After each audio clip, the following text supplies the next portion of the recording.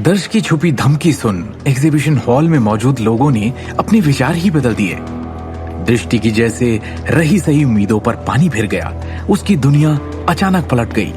King of the world की लगातार प्रशंसा करने वाले अधिकांश मेहमान और विशेषज्ञ अपने फैसले से पलट गए और तान्या के एवरलास्टिंग लाइट की ओर झुक गए।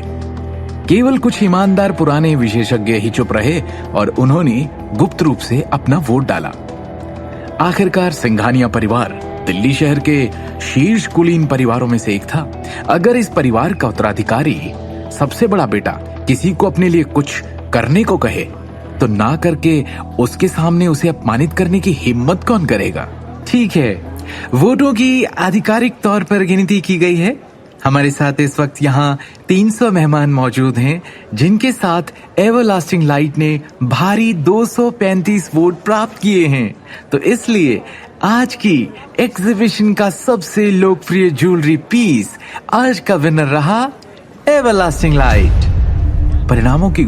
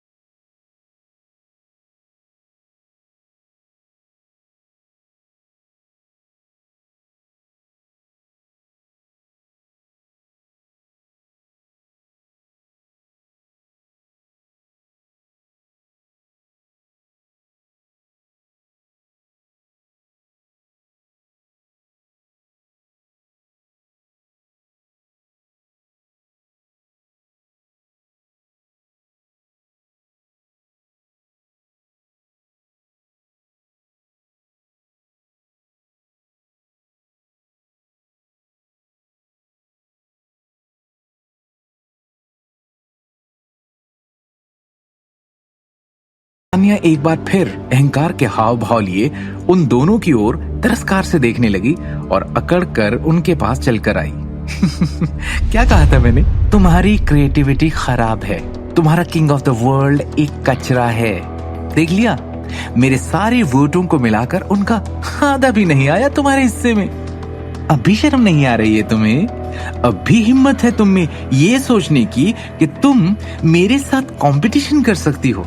सुना ना तुमने, विशेषज्ञों ने तुम्हारी डिजाइन को चीप और साधारण कहा। तान्या ने गर्व और श्रेष्ठता से भरे स्वर में कहा, गरीबी वो बीमारी होती है जो गरीबों को साथ लेकर आती है। तुम गरीब हो, लाख पैंतरे आजमा लो, मुझसे इस जन्म में नहीं जीत सकती। इतनी भी क्या जल्दी है खुशी मनाने की? आखिरकार असली फैसला सारे ज्वेलरी पीसेस की नीलामी के बाद में तय होगा। दृष्टि ने थोड़ा निराशा के साथ कहा। क्या मजाक है। तान्या संतोष के भाव प्रकट करते हुए खुलकर हंसी। मैंने गरीबी पर जो लेक्चर दिया तुम्हारे सर के ऊपर से गया है ना? तुम्हारा पेंडेंट मेरे एवरलास्टिंग लाइट से ज्यादा कीमत पे कोई नहीं खरीदेगा दृष्टि, उसने ठहाका लगाते हुए कहा। आज मैं तुम्हें समझाती हूँ तुम्हारे और मेरे बीच कितना बड़ा अंतर है। तुम्हें अभी भी समझ नहीं आ रहा है कि मैं पैसों का इस्तेमाल करके तुम्हें कुचल सकती हूँ। नीलामी के दौरान मैं कुछ ऐसा करूंगी कि कोई भी तुम्हारे पेंडेंट के लिए बोली लगाने की हिम्मत ना करे और उसे कम से कम कीमत पर बेच दिया जाए। मैं ये काम आराम से कर सकती हूँ क्योंकि मेरे पास खर्च करने के लिए बहुत पैसा है। जितनी चाहूं उतनी कीमत बढ़ा सकती हूँ मैं मेरे पेंडेंट की। पर तुम क्या करोगी? ऐसा करने के लिए तुम्हारे पास हैं पैसे? बोली की कीमत बढ़ाने की औकात है तुम्हारी? तान्या ने गर्व से हंसते हुए कहा। अब आया समझ में? एक बेवकूफ मेंढक जी ने कुएं के ताल पे अपनी जिंदगी बिता दी, मुझसे लड़ने और कंपटीशन करने के सपने देख रहा है। बहुत जल्दी अपनी पोस्ट भी खोने वाली हो तुम। कंपनी से भी निकाला जाएगा तुम्हें। टाटा बाय बाय दृष्टि नारंग। ये कहने के बाद तान्या पलटी और संतुष्ट भाव के साथ वहां से चली गई। उसकी शेखी बगारने वाले शब्दों को सुनने के बाद दृष्टि सच में डर गई।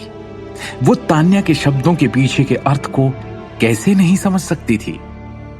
कुछ गलत नहीं कहा तान्या ने। उसके परिवार के पास बहुत पैसा है और वो आसानी से अपने पेंडेंट एवरलास्टिंग लाइट की कीमत बढ़ा सकती है। पैसे और हैसियत के मामले में मैं उनसे कैसे मुकाबला कर सकती हूं? कुछ देर के लिए चुप बैठी दृष्टि ने सोच समझकर बोझिल मन से कहा, शिवम चलो चलो यहां से चलें। क्यों? हम क्यों जाएंगे? शिवम ने पूछा। मैं नीलामी में हिस्सा नहीं लेना चाहती। दृष्टि ने हार मानकर अपना सिर नीचे करते हुए उदास स्वर में कहा। तान्या ने जो कहा, दृष्टि अब नीलामी के बाद परिणाम का खुद अंदाजा लगा सकती थी। अब ना तो वो नीलामी में भाग लेने की हिम्मत कर सकती थी और ना ही नीलामी के बाद अपने किंग ऑफ द वर्ल्ड की हालत अपनी आंखों से देखना चाहती थी। वो तान्या के खिलाफ प्रतिस्पर्धा के परिणाम को सहन नहीं कर पाएगी। उसने जीवन भर की उत्कृष्ट कृति बनाने में अपना खून, पसीना और आंसू बहाए थे। उसके जैसे रचनाकार के दृष्टिकोण से इसे अस्वीकार करते हुए देखना उसके लिए बहुत ही दर्द भरा होगा, खासकर तब जब वो पैसों की ताकत के बल पर कुचला जाएगा। तुम्हें खुद पे भरोसा करना होगा दृष्टि। तुम इस प्रदर्शनी की मुख्य पात्र हो, शिवम ने एक गंभीर अभिव्यक्ति के साथ कहा। अंत में परिणाम क्या होगा वो कोई नहीं जानता। पहले से बुरा क्यों सोचना, है ना? उसने एक आश्वस्त मुस्कान के साथ दृष्टि को देखते हुए कहा। दृष्टि ने अपनी बेजान निगाह शिवम की आंखों की ओर घुमाई। वो नहीं जानती थी कि शिवम इतना शांत और आत्मविश्वासी कैसे रह सकता है। वो बस इतना जानती थी कि उसके उत्साहजनक शब्दों के प्रभाव में उसकी आंखें एक बार फिर आशा की भावना से टिमटिमाने लगी थी। तो सारे विशिष्ट अतिथि, विशेषज्ञ और रिपोर्टर्स, प्रदर्शनी का आखिरी खंड जल्द ही शुरू होगा। ये वो खंड है जिसका हर कोई सबसे ज्यादा इंतजार कर रहा है। रोज सरदाना ने मुस्कुराते हुए कहा। इस आभूषण प्रदर्शनी की नीलामी में लाखों के कई गहने और करोड़ों के 2 पेंडेंट सभी नीलामी की जाने वाली वस्तुओं की सूची में शामिल होंगे। नीलामी की नियम बहुत सरल है। जो कोई भी उच्चतम राशि की बोली लगाएगा वो स्वाभाविक रूप से नीलाम की जाने वाली वस्तु को प्राप्त करेगा। उपस्थित सभी अतिथि नीलामी में भाग ले सकते हैं और बोली लगाने के लिए अपने हाथों में इलेक्ट्रॉनिक कम्युनिकेशन चैनल का उपयोग कर सकते हैं। आप अपनी बोली खुद के नाम के साथ लगा सकते हैं या फिर गुमनाम रहकर भी। तो गहनों की ऑफिशियल नीलामी शुरू होती है अब। एंकर रोज ने अपनी पंक्तियों को एक ही सांस में सुचारू रूप से खत्म कर दिया।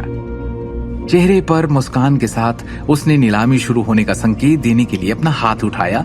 उस समय बड़ी स्क्रीन एक विशेष करोड़ों के गहने के प्रदर्शनी में बदल गई। नीलामी शुरू होने के साथ ही सभी मेहमानों और विशेषज्ञों के हाव भाव गंभीर हो गए। उन्होंने अपने हाथों में एक छोटा सा उपकरण उठाया। ये आभूषण प्रदर्शनी के आयोजकों द्वारा जारी किया गया एक विशेष मतदान उपकरण था। अन्य कार्यों के अलावा डिवाइस का उपयोग बोली लगाने के लिए मुख्य प्लेटफॉर्म की मशीनों के साथ संचार करने के लिए भी किया जा सकता था। अब नीलामी जोरों पर थी। उपस्थित सभी अतिथि और विशेषज्ञ बहुत उत्साहित थे क्योंकि उन्होंने प्रत्येक वस्तु के लिए जमकर बोली लगाई। कोई भी बता सकता था कि कमरे में मौजूद सभी के पास बड़ी मात्रा में धन है। 20 मिनट से भी कम समय में लाखों और करोड़ों के सभी गहनों के पहले बैच की नीलामी हो चुकी थी। इस अवधि के दौरान दृष्टि स्पष्ट रूप से दबाव महसूस करना शुरू कर रही थी। वो सस्पेंस में कांप रही थी कि आगे क्या होगा। एंकर रोज ने गंभीरता से कहा, लेडीज एंड जेंटलमैन, इन 2 करोड़ों के हीरे के पेंडेंट, द एवरलास्टिंग लाइट और the king of the world की नीलामी एक ही समय में की जाएगी। इस समय 2 उत्तम महागुनी आयताकार टेबल ऊंचे मंच से निकालकर ऊपर उठे।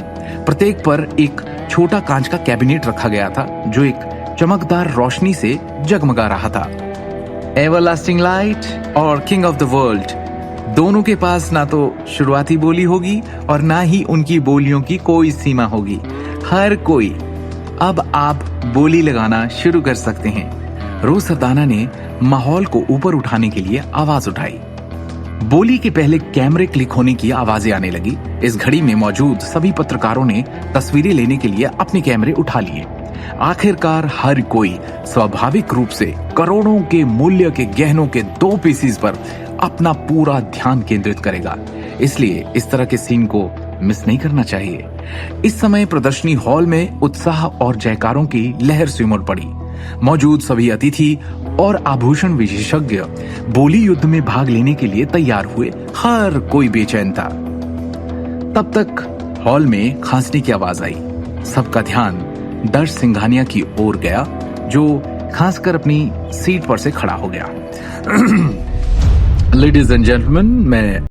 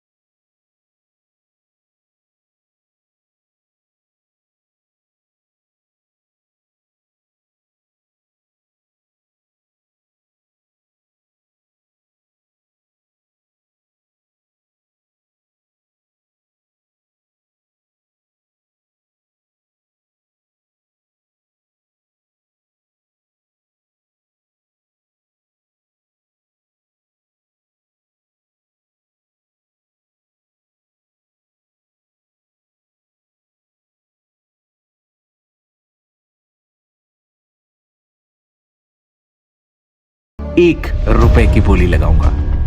ये क्या?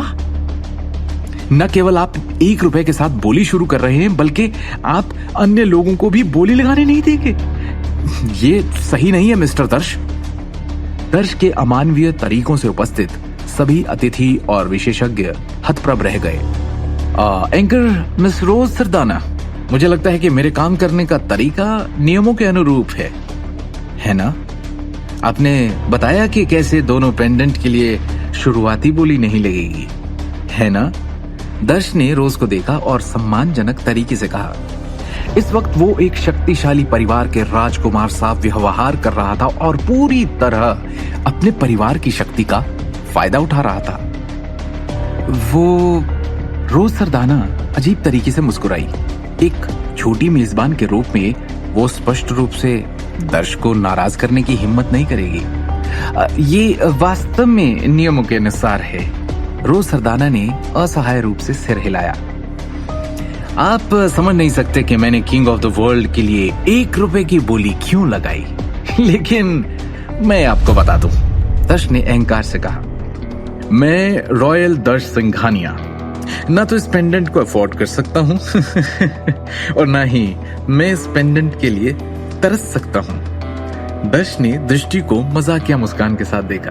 दूसरी बात, मैं किंग ऑफ द वर्ल्ड को बनाने वाले के बारे में कुछ खास विचार नहीं रखता। मेरा मानना है कि वो एक बेकार ज्वेलरी डिजाइनर है जो पहले तो गहने डिजाइन करने के योग्य नहीं है। दर्श ने दृढ़ता से कहा। इसलिए मैं इस पेंडेंट को उसी कीमत पर खरीदूंगा जिसके ये लायक है। आप लिमिट क्रॉस कर रहे हैं। ऐसा करने का आपको कोई अधिकार नहीं है। दृष्टि खुद को रोक नहीं पाई और अपनी सीट से उठकर दर्श से जोर से कहा। गुस्सा उसके चेहरे पर साफ दिख रहा था। दर्श की हरकतें अमानवीय थी। मेरे पास क्या अधिकार है? मुझे ऐसा करने का अधिकार है क्योंकि मेरे पास तुमसे ज्यादा पैसा है। क्या ये जवाब काफी होगा? दर्श ने तिरस्कार के साथ कहा, अगर काफी नहीं तो मैं नहीं रोकता। तुम मेरे खिलाफ बोली लगाने के लिए अपने पैसे का इस्तेमाल कर सकती हो, लेकिन क्या तुम्हारे पास इतना पैसा है जो तुम मुझे अपमानित करने की हिम्मत करोगी? और हाँ, एक और बात बता दूं तुम्हें दृष्टि नारंग, जब मैं किंग ऑफ द वर्ल्ड के लिए अपनी बोली पूरी कर लूंगा, दर्श ने उपहास के साथ कहा, तब मैं इसे तुम्हारे और तुम्हारे बेकार पति शिवम गांधी की आंखों के सामने टुकड़ों में तोड़ दूंगा और ये सबक सिखाऊंगा कि तुम्हारा ये ज्वेलरी पीस तुम दोनों की तरह है, कचरे का टुकड़ा। तुम? दृष्टि बढ़ते गुस्से से भड़क उठी। जैसे ही खून का झोंका अचानक उसके सिर पर चढ़ा, उसे ऐसा चक्कर आया जैसे वो अभी होश होकर गिर जाएगी। क्या दृष्टि की सच में हार हो गई? क्या दर्श और तान्या ने जैसा चाहा था, दृष्टि को अपनी पोस्ट और नौकरी दोनों से हाथ धोना पड़ेगा? क्या करेगा शिवम दृष्टि को इस हालत से निकालने के लिए? क्या वो किंग ऑफ द वर्ल्ड को अब भी बचा पाएगा? शिवम द हिडन वॉरियर के सारे एपिसोड्स को सुनने के लिए डिस्क्रिप्शन में दी लिंक से डाउनलोड करें पॉकेट FM ऐप।